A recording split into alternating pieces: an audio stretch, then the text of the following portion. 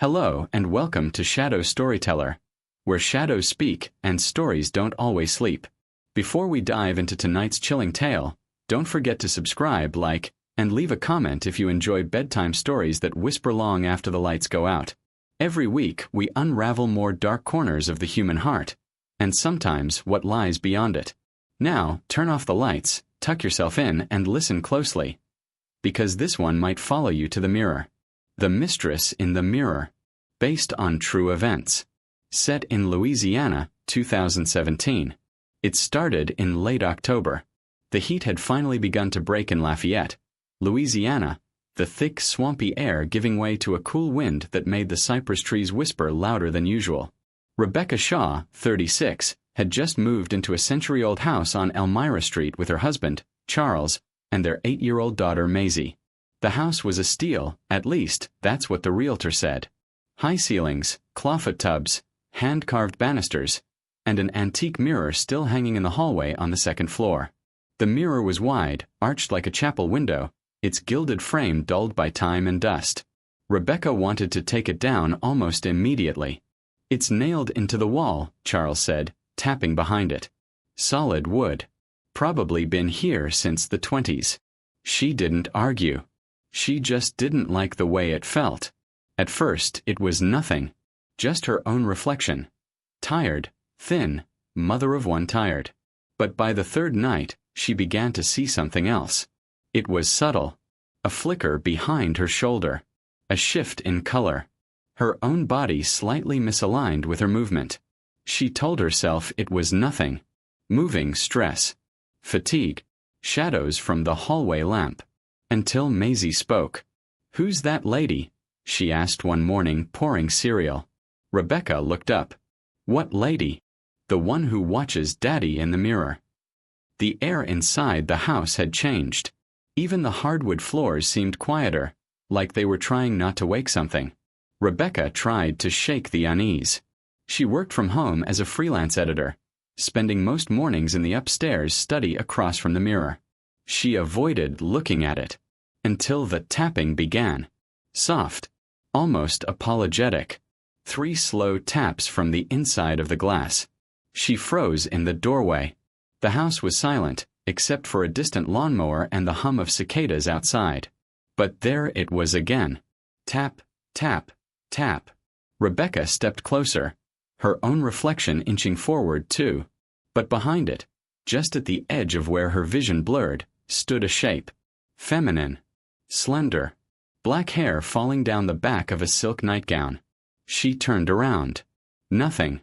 She looked back. Nothing. She laughed to herself, nervously, and turned away. But the laughter echoed from behind the glass. That night she confronted Charles. "Did someone else live here before us? A woman?" she asked. He looked up from his phone. "Well, yeah. The original owners. There's a file in the attic if you're curious. I think the last family moved out in '09. "Why?" Charles shrugged. Didn't ask. But Rebecca could see the tightness around his eyes. He had asked. He just didn't want to say. She didn't sleep that night. The mirror seemed to glow faintly, like it was catching light that didn't exist. She walked past it quickly, clutching Maisie's baby monitor. Even then, she swore she heard it. Breathing. The next morning, the mirror was different. A single red lipstick stain marked the edge. Not from Rebecca. She hadn't worn lipstick in weeks. Maisie came downstairs late for school, rubbing her eyes. She was brushing her hair again, she said casually. "Who?" "The mirror lady." Rebecca's skin went cold. Maisie added, "She told me not to tell you, but I think she's sad. She wants Daddy to come upstairs." Rebecca stood frozen. "She said he used to," Maisie whispered. "When you were gone." The following day, Rebecca climbed to the attic. She hadn't been up there since the move, and as she pulled down the narrow staircase and ascended, the air changed. Dustier, dry, like breathing in old newspapers. The attic was cluttered with boxes, old furniture under sheets, and a broken rocking horse sitting in the corner like it had been abandoned mid-ride. She spotted a metal filing cabinet under a sagging beam. The lock had long rusted off. Inside were yellowed documents, folded deeds, and brittle photographs with curled edges. There was a folder labeled Hamilton Residence, the name of the previous owners. The last page inside stopped her breath. It was a newspaper clipping from 1983. Local woman found dead in mirror room. Authorities suspect suicide. The picture was grainy, but she could make out the house. It was hers. The article read, Elaine Carter, 28, was found deceased in the second-floor hallway of her family home. The mirror in which she was found reflected no unusual signs, though the victim's posture, kneeling as if praying, struck investigators as odd. Husband David Carter was out of town at the time. No foul play is suspected. Rebecca stared at the photo of Elaine. Long black hair. Pale, narrow face. The same woman she had glimpsed behind her reflection. She descended the attic stairs slowly, pulse thudding in her ears. Her hand trembled as she reached for her phone to call Charles, but stopped. He wouldn't believe her. Not unless he saw it himself. But Charles hadn't been home on time for days.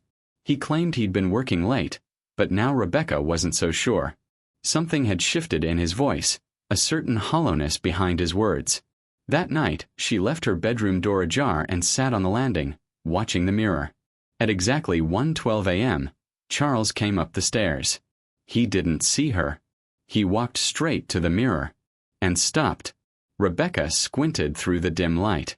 He stood still, inches away from the glass, as if waiting for something. Then he smiled. Not at himself. At someone inside. Rebecca gripped the stair rail so hard her knuckles turned white. Charles raised his hand. And the mirror raised too. But only one belonged to him. The second hand came from within. He leaned forward and kissed the mirror.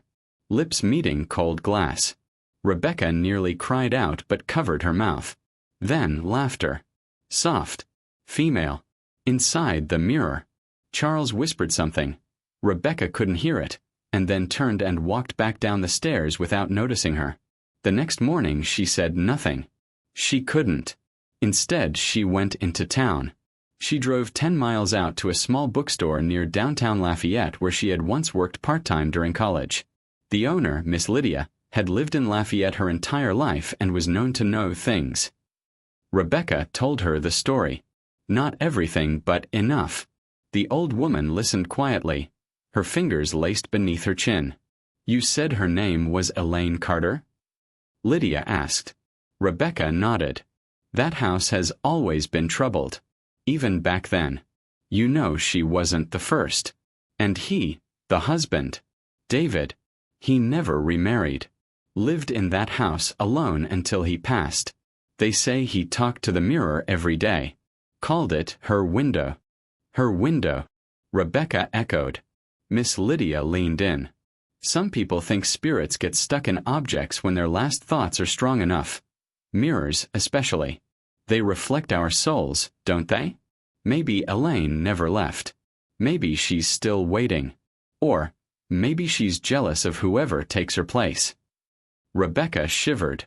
She didn't go home right away. She parked in a grocery store lot and sat in silence for nearly an hour.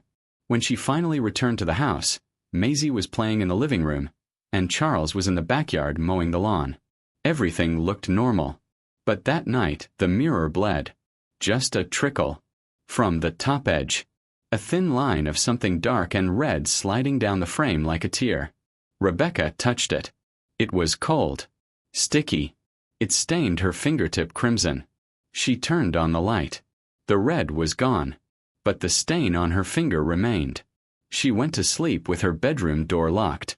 At 3 a.m., something knocked. 3 times.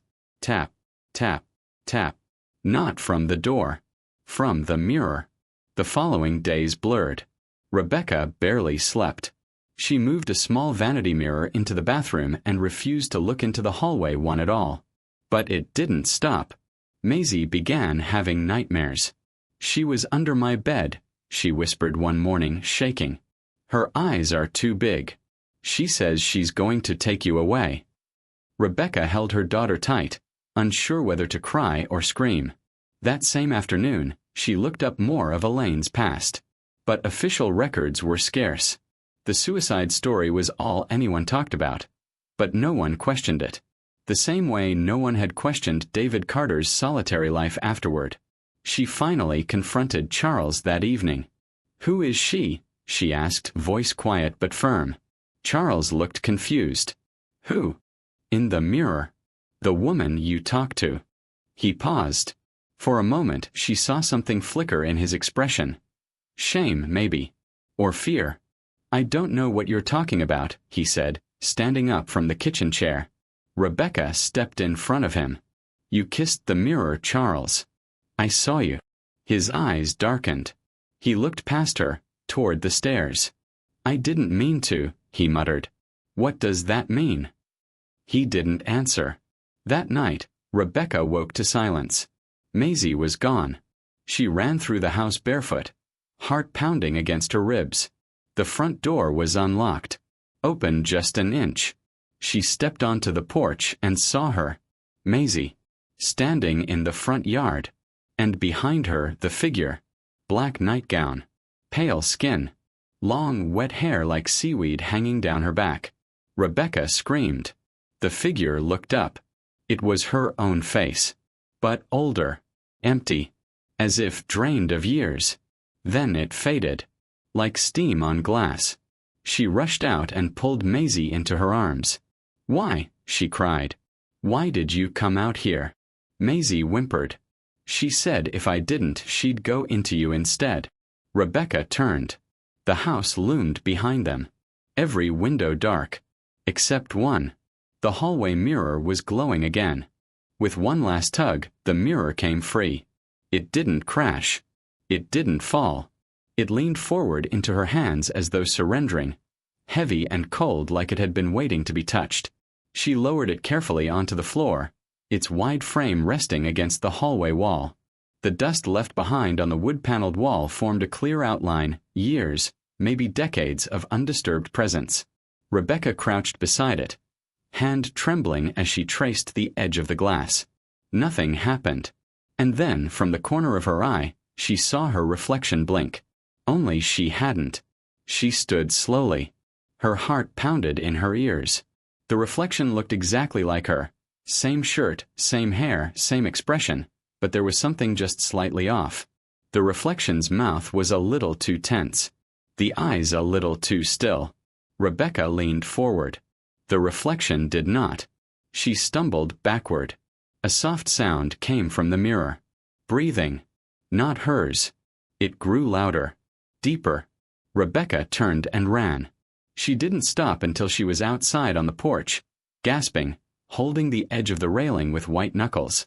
The warm Louisiana air hit her like a slap. The sun was bright, the street was quiet, a neighbor across the road was trimming roses. It felt unreal that something so dark could live just 20 feet behind her. Later that day, Charles came home early. He found her in the kitchen, her hands still shaking as she tried to slice vegetables. "We need to talk," she said. Charles didn't sit. He leaned against the counter, his arms crossed.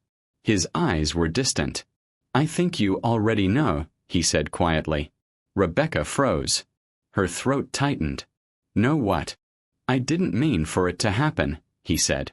"It started after you had Maisie. You were always tired, distant. I didn't feel seen anymore." Rebecca's stomach dropped. She knew what he was saying, but it made no sense. "You're talking about a woman," she whispered. "But that thing, that mirror. Charles, she's not alive. She's not even human anymore." He looked at her like she had lost her mind. "It wasn't the mirror," he said. "There was someone. Her name was Helena. She used to live in this neighborhood. I'd see her at the gas station sometimes. I started visiting her when you were away visiting your mother. But she died." Rebecca stared. "Died?" she asked. He nodded slowly. "It was a car accident. 2 years ago. But lately I keep seeing her. In the mirror. In my dreams. Sometimes I wake up and she's sitting at the foot of the bed. She says she's cold." Rebecca backed away. "You don't think that's strange?" He didn't answer. She walked past him and up the stairs. The mirror was still there, still resting against the hallway wall where she had left it. But now the glass was darker, like it had absorbed some of the sunlight from the afternoon. She stood in front of it again. Her reflection stared back. It was her, but not. Then it smiled. She did not. Behind her, she heard footsteps. She turned quickly. No one was there. When she looked back, the mirror no longer showed the hallway behind her. It showed a room, dimly lit, with a bed, a dresser, a window with sheer curtains blowing inward. And sitting on the bed was a woman. Long black hair, pale face, wearing a silk nightgown that shimmered faintly even in the gloom. Rebecca felt something cold crawl down her spine. She stepped closer to the glass. The woman turned her head and looked directly at her. Not at the reflection. At Rebecca. She mouthed something. Rebecca couldn't hear the words, but she could feel them. Inside her bones. Inside her head. "Let me out." She stumbled back. Her heel hit the wall. And then the glass rippled. Just once. Like the surface of a lake. Rebecca fled again. She locked herself in the bathroom, splashed cold water on her face, and stared at her trembling hands. It was no longer just about shadows and whispers. This thing wanted out. That night she made Charles sleep in the guest room. Maisie slept in her bed. Rebecca barricaded the hallway door with an old bookshelf, dragging it across the floor until it stood like a makeshift wall between them and the mirror. At 2:46 a.m., the knocking returned. But this time, it wasn't soft. It was violent. 3 slams. As if a fist had struck the other side of the glass. Maisie whimpered in her sleep. Rebecca stayed awake until dawn. When she opened the hallway door the next morning, the mirror was no longer leaning. It was standing, upright, back in its original place. No nails, no hooks, no help, just there, waiting. She called a priest that afternoon, a local man from the Catholic church in town, Father Ellis.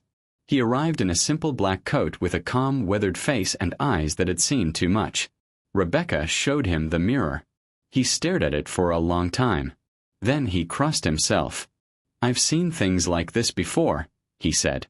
"They don't belong in any home." "What do I do?" she asked. He sighed. "You have 2 options. You can bless the house and live with it, or you can destroy the object." "I tried to take it down," she said. "It came back." The priest nodded as if he'd expected it. "Some things don't want to leave. Some things are rooted in tragedy, in betrayal." He placed a hand on the mirror. A deep crack appeared across the glass. Not from pressure. From within. The priest recoiled. "She's angry," he said. "She." He looked at Rebecca. "The spirit." Rebecca clenched her fists. "No," she said. "She's not just angry. She's jealous." Father Ellis nodded once. Grimly. "Then you need to decide. Do you want to fight her? Or feed her?" She said nothing. But in her heart, a cold truth began to grow. The mirror wasn't after just a presence. It was after her place. And she didn't know how much longer she could keep it. Rebecca didn't answer the priest. Not at first. She stood there long after he left, staring at the long, jagged crack that now ran diagonally across the mirror's surface. It wasn't a clean break. The fracture spidered slightly at the edges, like it had burst from something pushing inside. By nightfall, the house had grown cold again. Not from the weather. October in Louisiana still held the weight of summer, but from something that moved through the rooms like a shifting current. Even Maisie noticed it. She wrapped herself tighter in her blanket that night and said she didn't want to go upstairs anymore. Rebecca let her sleep on the couch in the living room, where the windows stayed open and the light from the street lamps painted shadows that felt more honest than the darkness upstairs. At 1 in the morning, the mirror began to hum. Rebecca heard it through the walls. A low, pulsing sound, like someone whispering through glass. She rose quietly from bed, picked up the flashlight from her nightstand, and crept down the hallway barefoot. She stopped at the corner near the stairs. The mirror stood where it had always stood now, immovable, defiant, a fixture of the house itself. The crack was gone. The glass was smooth again. Rebecca felt a surge of ice crawl under her skin. She slowly raised the flashlight and shined it on the surface. Nothing unusual at first. Then she noticed something etched faintly into the upper left corner. Not a scratch. A word. Helena. She exhaled sharply.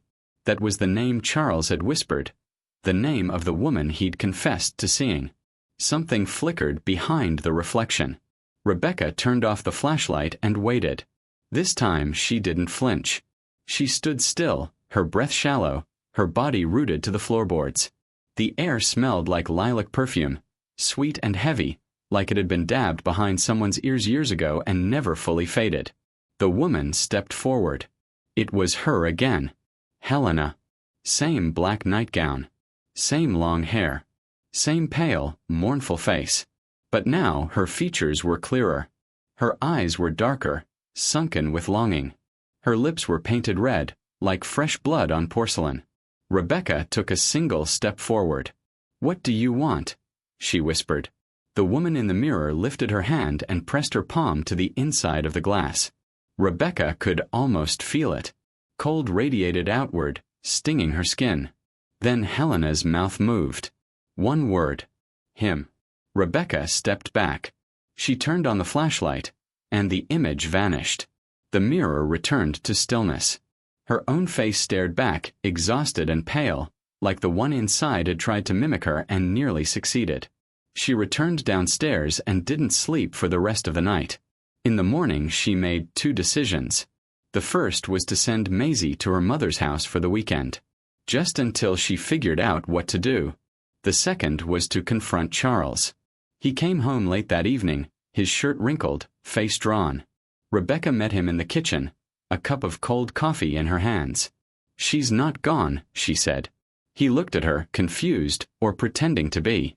"You said Helena died. But she's still here. And she wants something." He didn't deny it.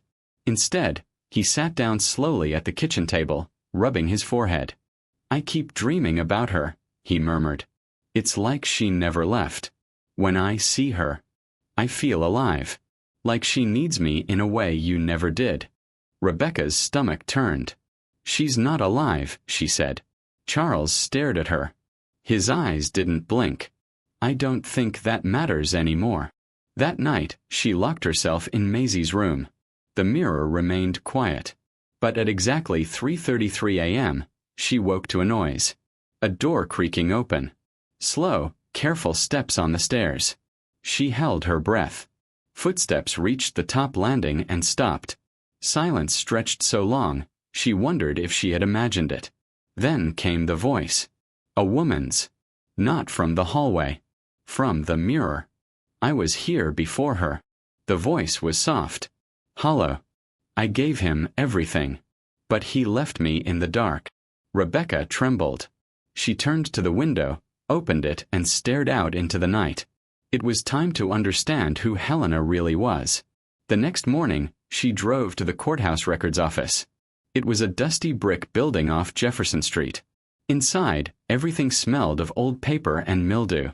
She asked for property records, past deaths, and anything connected to the address on Elmira Street. The woman at the front desk frowned. "You're not the first one to ask," she said. "That house. It's got stories." The name came up again and again in old files. Helena Morose. Born 1954. Died 1983. Rebecca's heart pounded. That was the same year as the newspaper clipping she'd found in the attic. But that article mentioned someone else, Elaine Carter. She looked closer. Helena Morose had lived at the house until 1982, listed as a tenant under the Carter family. She had disappeared. No body ever recovered.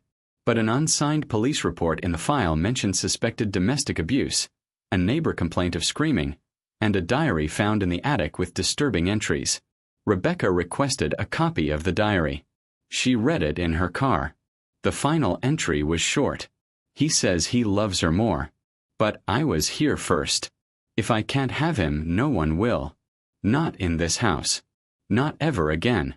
Rebecca returned home in silence.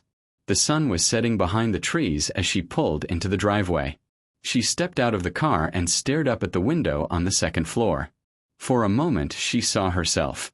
Then it blinked, and the smile that followed wasn't hers. Inside, the house felt colder than ever. The walls pulsed softly, like they were breathing. Rebecca climbed the stairs slowly. She walked to the mirror. The name Helena was gone. The surface looked ordinary. But she knew better. She reached into her pocket and pulled out a small hammer. She raised it high. But before she could swing, the glass moved. Not cracked. Moved. It stretched. Like skin. A hand pushed through. Pale, skeletal fingers pressed against the air. Rebecca screamed and stumbled backward. The hand reached further, pulling at the edge of reality. Then it stopped. Froze. The mirror solidified again. But now, her own reflection was missing. She saw the hallway. The walls. But no her. No eyes. No face. Just emptiness where she should be. She raised her hand. The mirror did not respond. She backed away. Somewhere below, the front door creaked open. Charles. His footsteps came up the stairs slowly, one at a time. And the mirror began to glow. Rebecca turned and whispered into the empty room. "You can have him." The mirror flickered once. And smiled. Charles reached the top of the stairs. Rebecca stood in the hallway, still staring at the mirror. Her body was rigid. Her breathing shallow. She didn't turn to look at him. "Where's Maisie?" he asked. "Safe," she replied, her voice distant. "Far from here." Charles looked past her. The mirror was pulsing faintly, like it was alive. "She's here again, isn't she?" he whispered. Rebecca nodded. "You let her in." "I didn't mean to," he said, his voice cracking. I thought I was dreaming.